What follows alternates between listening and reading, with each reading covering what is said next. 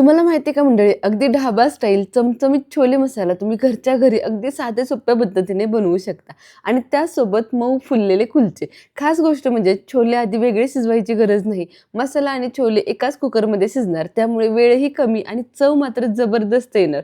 चला तर मग झटपट अशा या रेसिपीला सुरुवात करूयात. सगळ्यात आधी आपले कुलच्याचं पीठ भिजवून घेऊयात, कारण कुलच्याचं पीठ व्यवस्थित भिजणं खूप गरजेचं आहे.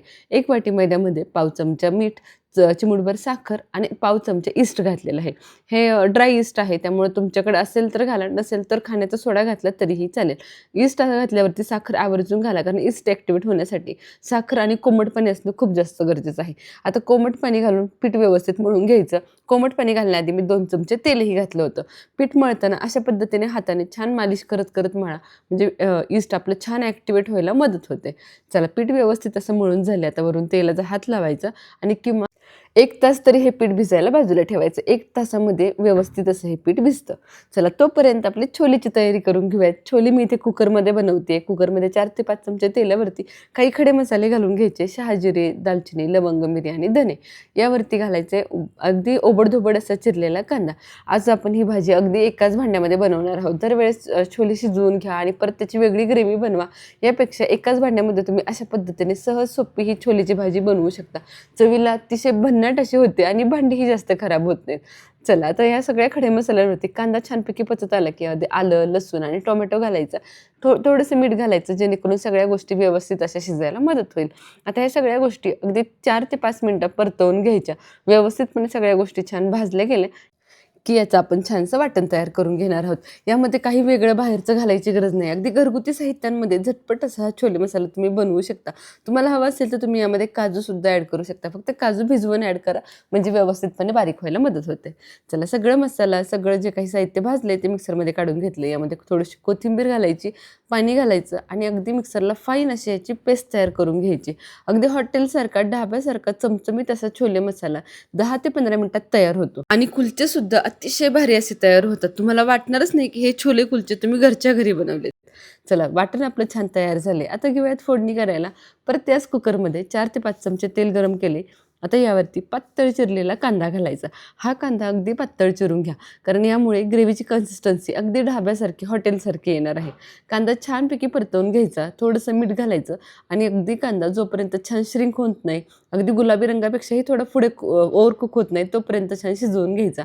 त्यानंतर यामध्ये हे केलेलं वाटण घालायचं आणि वाटणसुद्धा व्यवस्थित असं आता तेल सुटेपर्यंत परतवून घ्यायचं. आता या स्टेजला वाटण जेवढं छान परतलं जाईल ना, तेवढं तुमच्या छोले मसाल्याला टेस्ट भारी येणार आहे. त्यामुळे अगदी मीडियम फ्लेमवरती किमान 5 ते 6 मिनिटं तरी हा मसाला, हे वाटण छानपैकी परतवून घ्यायचं. तुम्ही बघू शकता वाटणाची क्वांटिटी किती कमी झाली आहे. त्यानंतर मी यामध्ये सगळे ड्राय मसाले घालायला घेतलेत.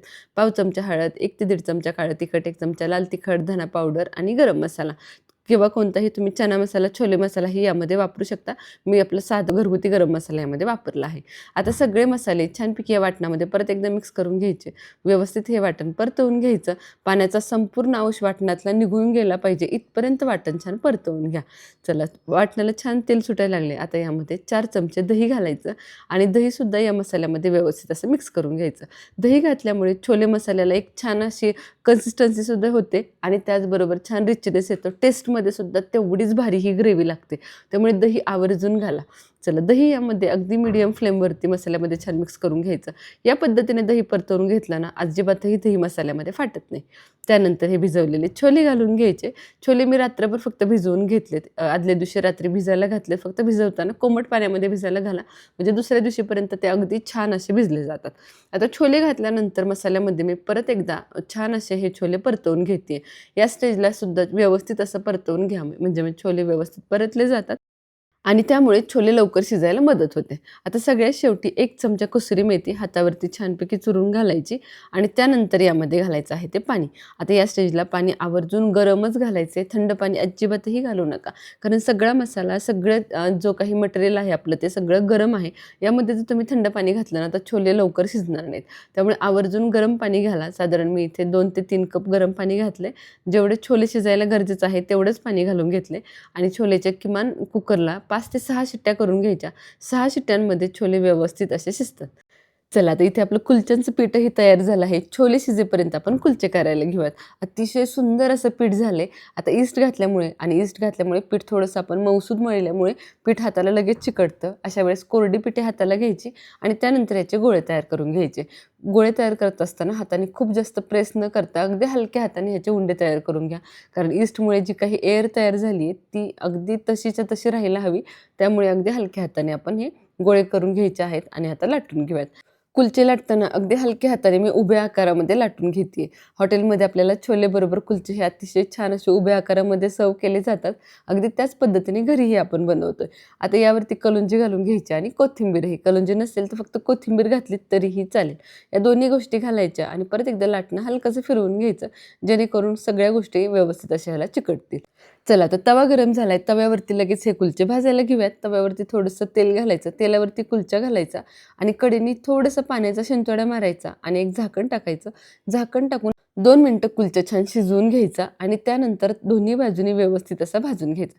या पद्धतीने कुलचा केला ना, ईस्ट छानपैकी ॲक्टिवेट झालेलं असतं आणि आतमध्ये छान जाळी फुटायला मदत होते. त्यामुळे आवर्जून पाण्याचा शिंतोडा देऊन एक वाफ द्या. यामुळे कुलचा अगदी परफेक्ट असा मऊ लुसलुशीत असा होतो. अगदी हॉटेलचा कुलचा खातोय असं तुम्हाला वाटेल, इतका सुंदर कुलचा तयार होतो. दुसराही कुलचा करताना याच पद्धतीने करायचा. कुलचा घालायचा, त्यानंतर पाणी शिंतोडायचं आणि झाकण ठेवून एक वाफ काढायची. 2 मिनिटांमध्ये लगेच कुलचा व्यवस्थित असा शिजला जातो आणि दोन्ही बाजूने आपण याला व्यवस्थित असं भाजून घ्यायचं.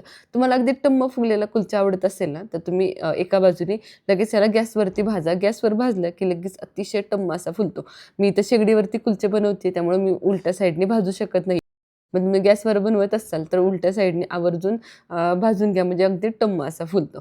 चला कुलचे इथे तयार झालेत. छोलेही अगदी सुंदर असे तयार झाले. तुम्ही बघू शकताय कन्सिस्टन्सी अगदी परफेक्ट अशी ग्रेव्ही आपली तयार झाली. छोलेही अगदी मऊसूद असे शिजले. छोले वेगळे न शिजवता सुद्धा आपण इतकी चमचमीत छोलेची भाजी बनवू शकतो की तुम्हाला वाटणारच नाही हे छोले आपण एकाच वेळेस शिजवलेत. चला परफेक्ट असे आपले छोले मसाला आणि कुलचा तयार झालाय. लगेच सर्वही करून घेऊयात. छोले, कुलचे आणि त्याबरोबर मसालेदार असा हा कांदा. चला तुम्ही सुद्धा या पद्धतीने तुमच्या टिफिनसाठी, लंचसाठी किंवा डिनरसाठी ही रेसिपी नक्की ट्राय करून बघा. कमी वेळेत अगदी भन्नाट अशी टेस्ट भेटणार आहे. त्यामुळे व्हिडिओमध्ये सांगितलेल्या सगळ्या छोट्या-छोट्या टिप्स वापरून तुम्ही सुद्धा ही रेसिपी नक्की ट्राय करून बघा. कुलचे मी तुम्हाला दाखवते. अगदी अर्ध्या तासानंतर मी सर्व्ह केले आणि अर्ध्या तासानंतर सुद्धा हे कुलचे अगदी मऊ लुसलुशीत असे राहिलेत. चला तुम्ही सुद्धा सगळ्या टिप्स वापरून ही रेसिपी नक्की ट्राय करून बघा. रेसिपी कशी वाटली हे मला कमेंट सेक्शनमध्ये सांगायला अजिबातही विसरू नका. रेसिपी आवडली असेल तर व्हिडिओला लगेच एक लाईक करा. बनवायची असेल तर सेव्ह करा. कोणाकडून बनवून घ्यायची असेल तर शेअर करा. आणि अशा झणझणीत चमचमीत रेसिपींसाठी शुभज्योत रेसिपी चॅनलला आत्तापर्यंत सबस्क्राईब केलं नसेल तर सबस्क्राईब करा.